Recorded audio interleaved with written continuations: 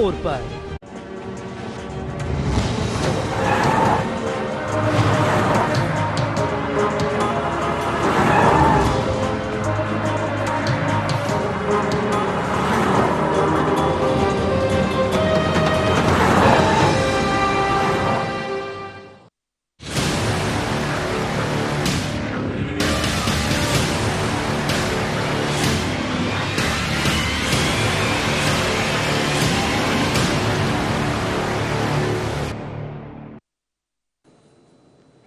नमस्कार, IND special में आपका स्वागत है। मैं हूं राघवेंद्र सिंह।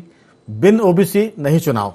दरअसल मध्य प्रदेश में ये बात अब लगता है लंबे समय तक चलने वाली, क्योंकि मामला कोर्ट में है और सरकार ने यह कहा कि हम 27% ओबीसी के आरक्षण बिना पंचायत चुनाव में नहीं जाएंगे। इसलिए मामला गर्मा गया है और मध्य प्रदेश की विधानसभा में इसको लेकर प्रतिपक्ष और सत्ता पक्ष में काफ़ी नोकझोंक हुई है। तो ये बात इसलिए भी है क्योंकि मुख्यमंत्री ने जब इस बात का ऐलान कर दिया है और उनके कैबिनेट मंत्री भूपेंद्र सिंह कहते हैं कि हम इस पूरे मामले को बहुत ध्यान से देख रहे हैं और केंद्र से भी बात कर रहे हैं, यानी अब इस पूरे मसले में केंद्र सरकार की नई एंट्री हो रही है, क्योंकि ये पूरा मामला उत्तर प्रदेश चुनाव के ऊपर पर भी असर डालने वाला है, पंजाब पर भी असर डालेगा, मध्य प्रदेश का नहीं रह गया है। तो कह सकते हैं कि ओबीसी का चुनाव का मामला, आरक्षण का मामला जो गरमाया था वो अभी और भी ऊपर जाने वाला है। इसका तापमान बढ़ेगा। अलग बात है कि मौसम का तापमान घट रहा है, लेकिन राजनीति का तापमान गर्मा रहा है। इस महत्वपूर्ण मुद्दे पर चर्चा के लिए हमारे साथ जुड़ेंगे 3 मेहमान। संदीप मिश्रा हमारे ब्यूरो चीफ, उमेश शर्मा भाजपा के प्रवक्ता, फिरोज सिद्दीकी कांग्रेस के प्रवक्ता और वरिष्ठ पत्रकार जयराम शुक्ल। उसके पहले हम सुनवाते हैं कि क्या कुछ कहा है भाजपा और कांग्रेस के नेताओं ने इस मुद्दे पर। कांग्रेस पार्टी ओबीसी की विरोधी है। कांग्रेस पार्टी के कारण ही सर्वोच्च न्यायालय ने ओबीसी के आरक्षण पर रोक लगाई है। ये विषय पूरा माननीय हमारे प्रधानमंत्री जी, विधि मंत्री जी, इन सब के ध्यान में लाया गया है और सरकार इस बात का पूरा प्रयास कर रही है, कोशिश कर रही है कि ओबीसी को 27% आरक्षण पंचायत के चुनाव में मिले। ये माननीय मुख्यमंत्री जी ने कहा है और इसके लिए हम लोग प्रयास कर रहे हैं। माननीय न्यायालय ने जो निर्णय लिया है, जो निर्देश दिया है, उसके लिए आप पुनर्वलोकन के लिए जाइए और वहां अपील करिए। कांग्रेस पार्टी भी आपके साथ है और नियम विरुद्ध जो चुनाव हो रहा है वो नियम प्रक्रिया से हो। अगर नियम प्रक्रिया से चुनाव करा रहे होते तो मध्य प्रदेश के जो जनप्रतिनिधि है पंचायती राज की, वो कोर्ट की शरण नहीं लेते। 2020 में जो रोटेशन ऑफ परिसीमन हुआ था, हम इस ऑर्डिनेंस उसको रद्द करते हैं क्योंकि वो 1 साल पुराना है और हम लागू करेंगे वो प्रथा जो 7 साल पहले थी 2014 में। मतलब हम जो 2014 में जिस आधार पर चुनाव हुए थे हम उसको लागू करेंगे। हम नए रोटेशन और नए सीमांकन को नहीं करेंगे। तो उन्होंने कहा कि अब हमारे पास विकल्प ये है कि जनवरी में आपकी याचिका या हम सुनेंगे, हाई कोर्ट सुनेगा और उसके बाद अगर हम इसको अनकॉन्स्टिट्यूशनल, असंवैधानिक पाएंगे, हम इसको सेटिसाइड कर देंगे। तो मुझे बात उचित लगी। मैंने कहा ठीक है, ये लोग नहीं मानते हैं तो ठीक है, थोड़े दिन और लड़ लें, फिर सुप्रीम कोर्ट, हाई कोर्ट हमारी बात सुनेगा, हम इस बात को अच्छे से समझाएंगे और हमको जजमेंट मिलेगा। मेरी बात यहाँ पर समाप्त हो। तो पूरा मसला हमने सुना, किस तरह से वरिष्ठ अधिवक्ता विवेक तनखा ने कहा है कि बीजेपी 7 साल पुराने मामले को लागू करना चाहती है और कांग्रेस द्वारा 1 साल पहले लिए गए निर्णय पर कहती है कि वो पुराना ऑर्डिनेंस है, पुराना अध्यादेश है। तो ये जो सारी बातें हैं, इसमें हमने कहा कि अब इसमें केंद्रीय नेतृत्व यानी केंद्र सरकार की भी एंट्री हो गई है, क्योंकि भूपेंद्र सिंह ने जो कहा। पूछते हैं हमारे ब्यूरो चीफ संदीप मिश्रा हमारे साथ फोन लाइन पर जुड़ गए। संदीप जी, मध्य प्रदेश विधानसभा में क्या कुछ चल रहा है ओबीसी आरक्षण को लेकर? देखिए, ओबीसी आरक्षण को लेकर बात तो शुरू हुई थी पंचायत परिसीमन से लेकर के, लेकिन ये बात मामला पहुंच चुका ओबीसी आरक्षण पर। काफी वाद विवाद हुआ पक्ष और विपक्ष के बीच। यहाँ पर पीसीसी चीफ अगर या यूं कहे नेता प्रतिपक्ष कमलनाथ ने भी यहाँ करीब 5 मिनट का संक्षिप्त भाषण दिया, लेकिन 5 मिनट में ही उन्होंने अपनी सरकार से लेकर के वर्तमान सरकार तक की जो ओबीसी को लेकर के जो प्रक्रिया रही है, जो काम किए गए हैं, वो सारी चीजें उन्होंने गिनाई। उन्होंने ये भी कहा कि जब 2019 में उन्होंने परिसीमन करवाया था तो उसके आधार पर आखिर सरकार को चुनाव कराने में क्या आपत्ति थी, क्या दिक्कतें थी। लेकिन वहीं पर अगर हम भारतीय जनता पार्टी की बात करें तो नगरीय प्रशासन मंत्री भूपेंद्र सिंह ने यहां पर करारा प्रहार किया। उन्होंने खुले तौर पर कहा कि करीब 5 कांग्रेस के नेताओं ने इस पूरे मामले में कोर्ट का दरवाजा खटखटाया और आखिरकार उसी का नतीजा यह रहा कि ओबीसी आरक्षण पर कहीं कहीं रोक लगी। यहां पर वाद विवाद की स्थिति लगातार बनी रही भाजपा कांग्रेस में। आखिरकार यहां पर फिर मुख्यमंत्री शिवराज सिंह चौहान को भी हस्तक्षेप करना पड़ा और उन्होंने भी कहा कि अब वो इस पूरे मामले में संज्ञान लेंगे और सुप्रीम कोर्ट का दरवाजा जरूर खटखटाएंगे। बिल्कुल संदीप जी हमारे साथ फोन लाइन पर जुड़ गए वरिष्ठ पत्रकार जयराम शुक्ल जी। जयराम जी, आपका बहुत बहुत स्वागत है। जी नमस्कार। ये जो पंचायत पर पंचायत हो रही है, पंचायत चुनाव होने थे लेकिन अब उस पर नई पंचायत शुरू हो गई है। दोनों दल बीजेपी कांग्रेस एक दूसरे पर आरोप लगा रहे हैं। हमको लगता है कि ये जो सारा मामला है सुप्रीम कोर्ट हाई कोर्ट के बीच फुटबॉल की तरह हो गया है। अब केंद्र सरकार ने भी इसमें एंट्री ले ली है, नए प्लेयर की एंट्री हो गई है। आपको लगता है कि ये मामला असल में चुनाव का है या इस पर जो राजनीति हो रही है वो कहीं ना कहीं उत्तर प्रदेश की तरफ भी जा रही है? आपकी राय? देखिए, पिछड़ा वर्ग का जो आरक्षण है वो बिल्कुल चंद्र खिलौना जैसे बन गया है। चंद्र खिलौना और सामने पानी की छाया में माँ बेटे को दे देती है और वो बेटा कहता है यही चाहिए। एक्चुअल में संविधान से ऊपर जाकर तो कुछ हो नहीं सकता है। महाराष्ट्र की सरकार ने भी इसी तरीके का आरक्षण किया था, सुप्रीम कोर्ट ने इसको हटा दिया। सुप्रीम कोर्ट का साफ कहना, आप कानून बना दो, आप पूरा आरक्षण दे दो, आप कानून बना दो। हम तो कानून के की व्याख्या करने के लिए यहाँ पे बैठे हैं। पार्लियामेंट में आप कानून बना के 100% आरक्षण दे दीजिए, हमको कोई दिक्कत नहीं। संविधान की किताब में ये एक लाइन जोड़ दीजिए। लेकिन जब तक ये है कि 50% से ऊपर आरक्षण मान्य नहीं होगा तो किसी भी तरीके से ये नहीं होगा। ये लगातार मसला चलता आ रहा है। इंदिरा साहनी केस के बारे में जो 92 का था, सब जानते हैं कि एक बड़ी रूलिंग 9 बेंच की 9 सदस्यीय पीठ की एक रूलिंग आई थी और तब से लेके अब तक ये मसले आ रहे हैं। नौकरी में आरक्षण को लेकर भी इसी तरीके से मध्य प्रदेश की सरकार ने किया था। जब कमलनाथ जी से 27% बढ़ाया, हाई कोर्ट ने रोक लगा दी। फिर वो चली रहा 4 साल से, वो बेचारे ये पिछड़ा करके वो बेरोजगार भोग रहे हैं। उन बेरोजगार में सामान्य लोग ही भर नहीं है, उसमें SC भी है, उसमें पिछड़ा वर्ग भी है। दरअसल दोनों सरकारें कोई भी पिछड़ा वर्ग के साथ नहीं है, सिर्फ राजनीति करना चाहती है। मुद्दे की आपने बात की है कि दोनों सरकारें पिछड़े वर्ग के साथ नहीं है, क्योंकि संविधान से ऊपर उठकर आपने 50% से ज्यादा आरक्षण कर दिया, जिस पर सुप्रीम कोर्ट ने रोक लगाई है। इस पर जयराम जी आप फोन पर बने रहिए हमारे साथ। बीजेपी और कांग्रेस के प्रवक्ता भी जुड़ गए हैं। कांग्रेस के प्रवक्ता फिरोज सिद्दीकी जी हैं। फिरोज जी, आपका बहुत बहुत स्वागत है। और उमेश शर्मा जी भाजपा के प्रवक्ता, उनका भी बहुत स्वागत है। सबसे पहले मैं आता हूं फिरोज जी आपके पास। जो वरिष्ठ पत्रकार जयराम शुक्ल जी कह रहे हैं कि 50% से ऊपर आरक्षण होगा तो ये संविधान सम्मत नहीं है, इसके लिए आपको बहुत सारे बदलाव करने पड़ेंगे। ऐसा नहीं कि राज्य सरकार अपने हिसाब से बदलाव कर ले और आरक्षण दे दे। इसी के चलते महाराष्ट्र में भी ये कदम वापस खींचा गया और मध्य प्रदेश में भी ये नौबत आई। कहीं ना कहीं आपकी सरकार के चलते जो फैसला हुआ था ओबीसी के पक्ष में, उसे सुप्रीम कोर्ट ने नहीं माना क्योंकि वो संविधान के विरुद्ध जा रहा है। आपकी राय? देखिए, तमिलनाडु में है, बिहार में है, उड़ीसा में है। अगर इन राज्यों में नौकरियों में और शिक्षा में आरक्षण मिल रहा है 27% ओबीसी को, तो मध्य प्रदेश में भी मिलना चाहिए। जबकि मध्य प्रदेश में तो 52% जो है पिछड़ा वर्ग आबादी है और मध्य प्रदेश की आबादी जो पिछड़ा वर्ग है, तो ये मिलना चाहिए। और इसके मैं आपको यहाँ रोकूंगा, लेकिन क्या ये 50% से ऊपर नहीं हो रहा है? और 50% से ऊपर आरक्षण की अनुमति संविधान नहीं देता है।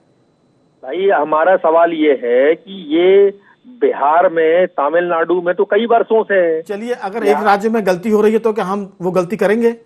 गलती का क्यों सवाल है? इसमें गलती क्यों है? सुप्रीम कोर्ट ने कहा ना गलत है, तभी तो रोका है भाई। अगर आप पैरवी करिए, सुप्रीम कोर्ट का ये निर्णय फाइनल थोड़ी है, इसके बाद डबल बेंच है। सरकार आज वही कमलनाथ जी कह रहे थे जी कि आप इसको लेके स्पेशल पिटीशन आप लगाइए, कांग्रेस पार्टी आपके साथ है, कुछ भी है।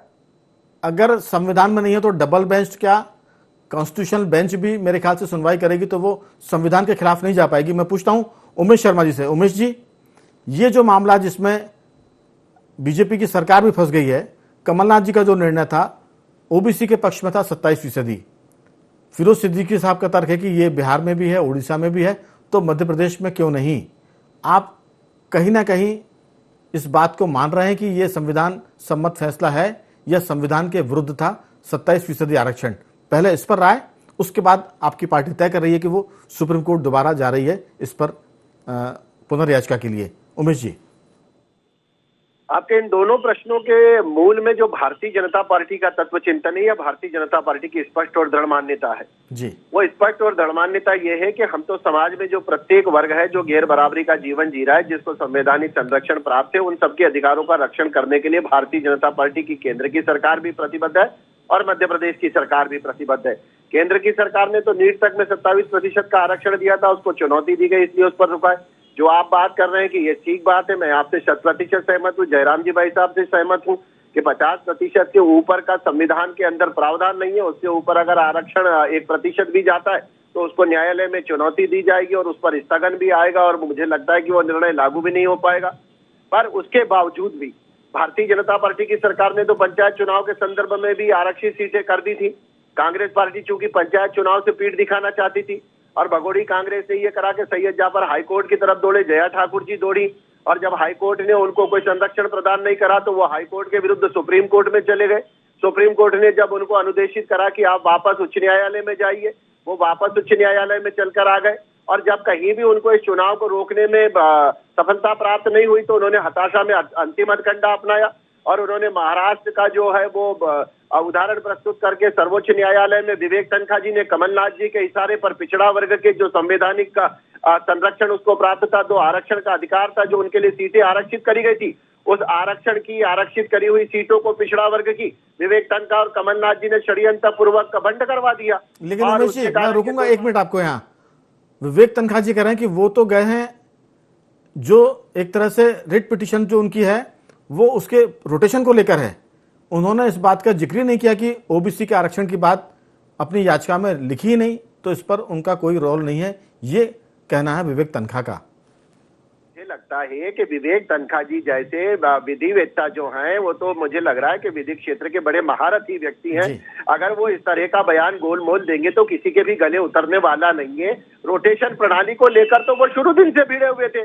जब हाईकोर्ट ने अस्वीकार कर दिया तब भी वो उसके बारे में चिंता कर रहे थे। जिस समय सुप्रीम कोर्ट ने उस निर्णय को अपास्त कर दिया उस समय भी कर रहे थे।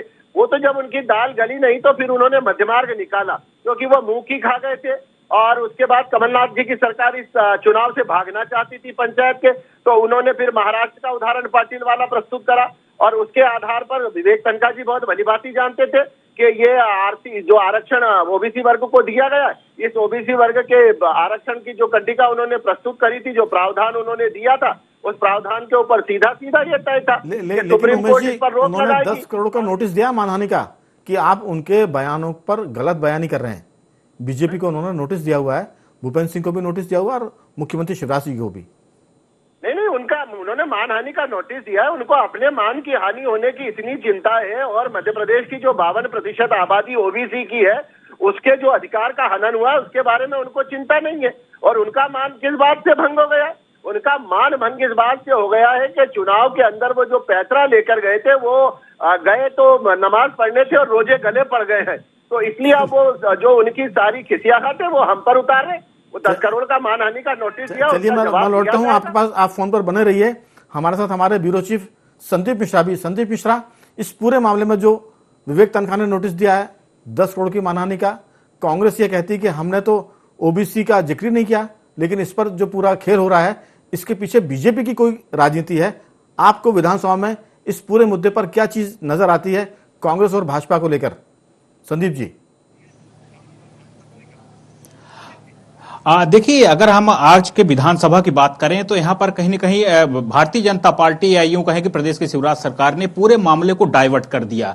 जिस तरह से ये परिसीमन का मामला था, पंचायत चुनाव का मामला था, तो इसको पूरी तरह से ओबीसी में लेकर के आई भारतीय जनता पार्टी। और जब तक बहस होती रही आखिरी तक, तो पूरा ओबीसी के मसले पर यहां पर चर्चा होती रही, ओबीसी आरक्षण पर चर्चा होती रही। पूरा जब तत्कालीन कमलनाथ सरकार थी उस दौर से अभी तक की यहां तक पूरे जिस तरह से कहते हैं कि कब्र से भूत खोदे गए, तो यहां पर वो सारी चीजें यहां पर निकली और आखिरकार फैसला यही हुआ कि अब ओबीसी आरक्षण पर आगे चर्चा होगी। अभी 3:30 बजे के बाद एक बार फिर से चर्चा का दौर शुरू हुआ है, लेकिन जिस तरह से यहां पर दौर देखने को मिला है तो कहीं न कहीं पूरा मामला अब ओबीसी आरक्षण पर चला गया, जबकि बात हो रही थी पंचायत पर, यहां पर जिस तरह से रोटेशन प्रणाली है उस पर। तो यहां पर कहीं न कहीं जब कांग्रेस पार्टी कहीं घिरती हुई नजर आई, तो सरकार ने जिस तरह से यहां पर बैटिंग की है, एक तरह से हम ये कह सकते हैं कि फ्रंट फुट पे आगे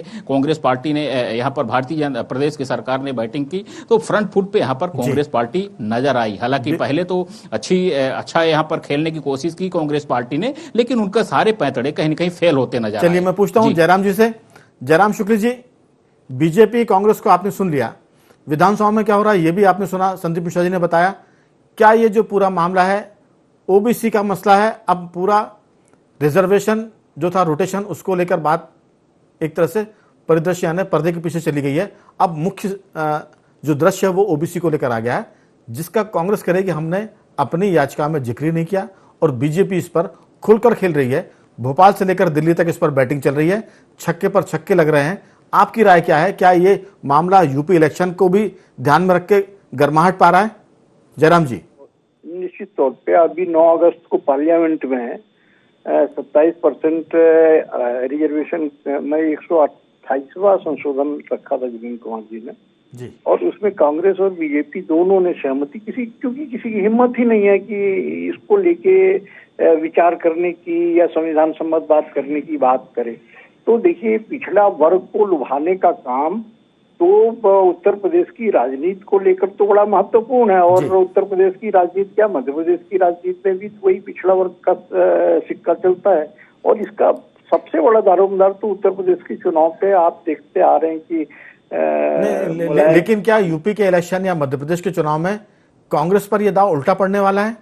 क्योंकि जिस तरह से शोर मच गया है कि ओबीसी के मामले में बीजेपी पक्ष में है और कांग्रेस ने अपनी याचिका में इसका उल्लेख किया, इसलिए सुप्रीम कोर्ट ने ये गाइडलाइन दी है। अभी तो मैं कहीं पढ़ रहा था कि हाई कोर्ट में कमलनाथ सरकार ने ये तथ्य गलत प्रस्तुत किए थे, जो हाई कोर्ट ने शायद ये जानना चाहा था कि मध्य प्रदेश में ओबीसी की संख्या कितनी है कुल आबादी की। तो उन्होंने कहा कि चूंकि 27% की आबादी है पिछले वर्ग की, इसलिए ऐसा मैंने एक अखबार में ऐसा पढ़ा, पता नहीं इस तरीके कोई हलफनामा दिया या नहीं दिया, लेकिन वो एक आधार बना। हमारे साथ जयराम जी फिरोज जी हैं, आपके बाद में उनके पास ही पहुंचूंगा, वो इसका खंडन भी वो कर देंगे मुझे लगता है। आपकी बात पूरी हो जाए फिर मैं फिरोज जी के पास आ रहा हूँ जी। तो देखिए, ये पिछड़ा वर्ग ये मैंने ये कहा कि ये राजनीतिक वैमनस्यता पैदा करके उसकी ऊष्मा से निकली हुई आग को तापना चाहते हैं। ना तो पिछड़ा वर्ग का भला चाहते हैं, ना सामान्य वर्ग का, किसी वर्ग का भला नहीं चाहते। इनका भला तभी है जब पिछड़े वर्ग के आरक्षण को लेके एक जो दूसरा वर्ग है वो तंतना है, तो पॉलिटिकल गोलबंदी हो। एक तरीके एक इनके पीछे पिछड़ा वर्ग का एक बड़ा वोटी गोलबंद जुड़े, और तो ये करने में मुझे लगता है कि सफल हो जाएंगे, दोनों पार्टियां सफल हो जाएंगी जी। और एक मुझे लगता है कि कहीं जब वो मंडल कमीशन विश्वनाथ प्रताप सिंह ने लागू किया था और जो सामाजिक व्यवस्था का वातावरण बना था उस समय, मुझे लगता है कि जिस तरीके से नौकरियों को लेके आप देख रहे हैं कि इंदौर में पीएससी के लड़के जगह जगह पोस्टर चिपका रहे हैं, हर शहर में युवाओं में और बेरोजगारों में एक 27% के आरक्षण को लेकर तो उस तरीके का एक आंकड़े छूटना शुरू हो गया है।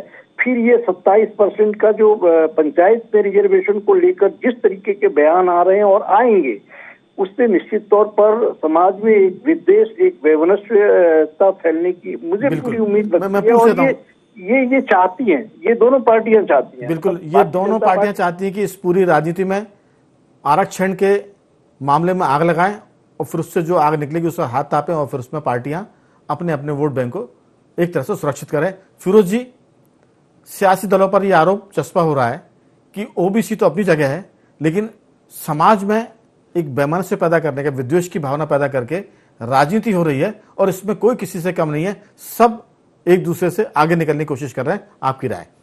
देखिए, कोई वैमनस्यता पैदा नहीं कर रहा है। वैमनस्यता तो भारतीय जनता पार्टी करती है। दोनों की बात हो रही है, जो एक की बात नहीं कर रहे वो हैं। जिस तरीके से सांप्रदायिक आग लगाते हैं उनके नेता, उनके मंत्री, उनके सांसद, उनके विधायक, जिस तरीके की सांप्रदायिक बातें करते हैं, चादर और फादर, और जाके दूसरों के धार्मिक स्थलों पे जो जिस तरीके अपमानजनक बातें करते हैं, तो वो वैमनस्यता फैला रहे हैं। हम तो जो समाज में जो पिछड़ा तबका है उसको उसका अधिकार दे रहे हैं, और इसमें कोई नई बात तो है नहीं। और मध्य प्रदेश में अगर 27% आरक्षण जो है गलत था, तो फिर बाकी की अभी शिवराज सिंह की सरकार ने उसी आदेश को दोबारा निकाला जो कमलनाथ जी का आदेश तो ये तो राजनीति में एक से आगे बढ़ने की कोशिश है ना, कि आपने 27 किया, वो तो गनीमत है कि उन्होंने 27 से ज्यादा की बात नहीं कर रहे हैं, क्योंकि अरे वो कहां से करेंगे? वो तो 14% से 27% तो दिग्विजय सिंह जी ही दे गए थे। अगर उसी जमाने में वो लागू हो गया होता ये, अब तो कानून बन गया है वो, और उस कानून को आप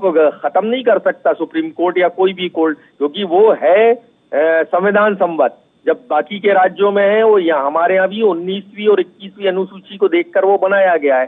पंचायती अधिनियम में भी हम ही ने 1995 में पिछड़े वर्गों को दिग्विजय सिंह जी की सरकार ने जो है पंचायती राज में और नगरीय निकाय में आरक्षण दिया था। तो और एक चीज जो ये हम पर आरोप लगा रहे हैं ना उमेश शर्मा जी, इनके घर भी पहुंचा दूंगा 10 करोड़ का नोटिस। ये भी दौड़ते भागते फिरेंगे यहाँ से वहाँ, इनके नेता तो बच जाएंगे, ये बेचारे फंस जाएंगे। एक कार्यकर्ता है, इनके नेताओं ने तो बहुत करोड़ों के वारे न्यारे कर रखे, इसलिए इनसे कहिए चलिए जोश में ना आए, शांति रखो भाई। अगर आपके पास तथ्य हो तो ये आपकी समझाइश है, उनको चुनौती है या धमकी है, क्या माने इसको? फिरोज जी, उमेश जी, मेरी आवाज सुन पा रहे हैं आप? और मैं सर कभी गीदड़ वक्तियों से डरा नहीं हूँ जी, है ना। 10 करोड़ का नोटिस पहुंचाने के लिए राजा बाबू को समझाना चाहता हूँ कि उसमें स्टाम्प ड्यूटी भी भरना पड़ती है। मेरी तो खैर सामर्थ्य इतनी नहीं है कि मैं 10 करोड़ का किसी का मानहानि के नोटिस का भुगतान कर पाऊंगा, पर मेरे पास एक मेरा सच है जो अरबों रुपए का कीमती है, और सरस्वती का बेटा हूँ। और फिरोज भाई में अगर वाकई साहस है और 10 करोड़ के मानहानि की स्टाम्प ड्यूटी जो विधि सम्मत भरी जाती है संभवतः 10-12% है, वो 1-1.5 करोड़ रुपए कांग्रेस की 15 महीने की कमलनाथ की सरकार में करप्शन से कमा लिया हो, तो ओबीसी का 10 करोड़ का भेज देना, और ये जो करप्शन का आरोप लगा रहा हूँ इसका अलग से भेज देना। ये दोनों नोटिस का जवाब देने के लिए तैयार हूँ। एक तो ये बात। फिरोज जी, एक सेकंड महत्वपूर्ण बात है उमेश जी, इसका यही निपटारा करते हैं। फिरोज जी, आप 10 करोड़ का नोटिस भेजिए, वो तैयार हैं। नहीं, इनसे कहिए ना कि क्यों इधर उधर की बात कर रहे हैं। आपकी पूरी पार्टी जो है, जो अगर विवेक तनखा जी ने इस तरीके का कोई एप्लीकेशन लगाई है, नहीं इस तरीके की कोई एप्लीकेशन लगाई है विवेक तनखा जी ने, तो वो एप्लीकेशन मीडिया के सामने दिखा देना चाहिए, सर्टिफाइड कॉपी निकाल के दिखा दो। आप ये देखो उमेश जी, आप चिंता नहीं करें, नोटिस नहीं आ रहा है। आगे बोलिए जी। आज बोल पाए क्या विधानसभा में? क्यों नहीं बोले मुख्यमंत्री? आज विधानसभा में बोलना था, जो कार्यकर्ता बने थे और बोले जा रहे थे, कुछ भी आया मुंह में बोल दिया। संवैधानिक पद का उनको गरिमा का भी ध्यान नहीं है, बोलना था ना आज विधानसभा में, क्यों नहीं बोले वो? उमेश जी, आपकी राय? और हमने तो अपनी प्रतिबद्धता दोहराई है कि ओबीसी वर्ग के आरक्षण को संरक्षण दिया जाएगा। हमने तो उमा भारती जी को मुख्यमंत्री बनाया है। हमारे तो शिवराज जी ओबीसी वर्ग से आते, हमको तुम्हारे से ओबीसी की एबीसीडी सीखने की आवश्यकता नहीं है। 10 करोड़िया नोटिस हो, एक तो ओबीसी के वर्ग के अधिकारों की हत्या कर दी। हत्यारी राजनीतिक पार्टी के सदस्य आप सब लोग, आप समाज में जो वंचित वर्ग है उसके अधिकारों के साथ खिलवाड़ करते हो और उसके बाद कोरट खेलते हो। चलिए, मामला विधानसभा या मौसम की तरह ज़्यादा ठंडा ना हो, हम इसको गर्म भी नहीं करना चाहते। मैं लौटता हूं, चूंकि समय खत्म हो रहा है। अंतिम टिप्पणी के लिए संदीप जी, इस पर विधानसभा का जो आपने कहा कि 3:30 के बाद चर्चा शुरू हो रही है, अभी क्या सीन है विधानसभा का? बहुत संक्षेप में। देखिए, चर्चा शुरू हो चुकी है और अंजाम बिल्कुल चर्चा देखिए शुरू हो चुकी है। अंजाम क्या होता है इसका तो वक्त बताएगा, लेकिन जिस तरह से वरिष्ठ पत्रकार जयराम शुक्ल जी बोल रहे थे कि यहाँ पर फिलहाल तो 52% आबादी पर ही दोनों पार्टियों का ध्यान है, भाजपा हो या कांग्रेस पार्टी, दोनों उसी पर अपना ध्यान केंद्रित कर रही है। और कौन क्या बता सकती है, कितना अपने 52% के पास जा सकती है, कितना दिल को छू सकती है, उसी को यहाँ पर दर्शाने की कोशिश की जा रही है। जयराम जी, आपकी अंतिम टिप्पणी, आपने सबको सुना, विधानसभा का हाल भी सुना, 3:30 के बाद चर्चा शुरू हो गई इसी मुद्दे पर। 10 करोड़ के नोटिस की बात भी हो रही है, उसको चुनौती भी मान ले, समझाइश भी मान ले, धमकी जैसा जिसको जो समझ में आए वो मान सकता है। लेकिन मसला अब और भी गंभीर होगा, क्योंकि जो बातचीत का स्तर है वो मुझे लगता है कि आने वाले दिनों में और नीचे जा सकता है। आपकी राय? पूरी संभावना वही है जो विश्वनाथ प्रताप सिंह के समय बनी थी जी। एक सामाजिक मनुष्य की। और ये जो आखिरी बात और महत्वपूर्ण बात ये है कि ये चुनाव हाल फिलहाल टल गए, कम से कम 5-6 महीने ये चुनाव नहीं होंगे। चलिए, ये आप देखते जाइए। तो कुल मिलाकर तीनों चारों मेहमानों को मैं धन्यवाद करूंगा। फिरोज जी आपका भी शुक्रिया, उमेश शर्मा जी आपका धन्यवाद, जयराम शुक्ल जी आपका धन्यवाद, और संदीप जी आप निगाह बना रखिए, विधानसभा में जो भी कुछ होता है रिपोर्ट करते रहिए। दर्शकों को बता दें कि बिन ओबीसी चुनाव नहीं, ये संभावनाएं ज्यादा हो रही हैं, क्योंकि मामला सुप्रीम कोर्ट में है और अब इसमें केंद्र सरकार का दखल भी शुरू हो गया है। ओबीसी बड़ा वर्ग है, बड़ा वोट बैंक है, कह सकते हैं कि अब इसके बिना शायद चुनाव टल जाए, ऐसी उम्मीद की जा रही है। तो IND स्पेशल में आज इतना ही, कल किसी और मुद्दे पर आपसे बात करेंगे। तब तक बने रहिए हमारे साथ और देखते रहिए IND 24।